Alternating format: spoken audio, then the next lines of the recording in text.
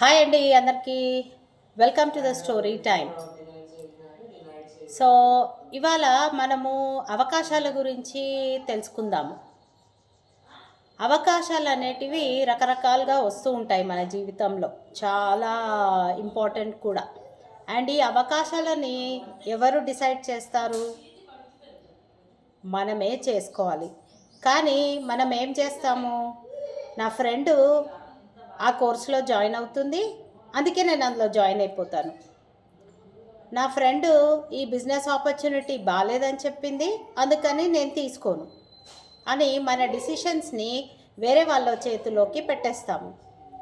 Decisions అనేటివి మనకు అనుగుణంగా ఉండాలి, మన ఎదుగుదలకు సహకరించేటట్టు ఉండాలి. అందుకని ఆపర్చునిటీ సెలెక్ట్ చేసుకునేటప్పుడు మన ఒపీనియన్ చాలా ఇంపార్టెంట్. మన హార్ట్ని మనం ఫాలో అవ్వాలి. వేరే వాళ్ళ చేతుల్లోకి పవర్ పెట్టకండి. Beat anyone. Thank you so much and have a great day.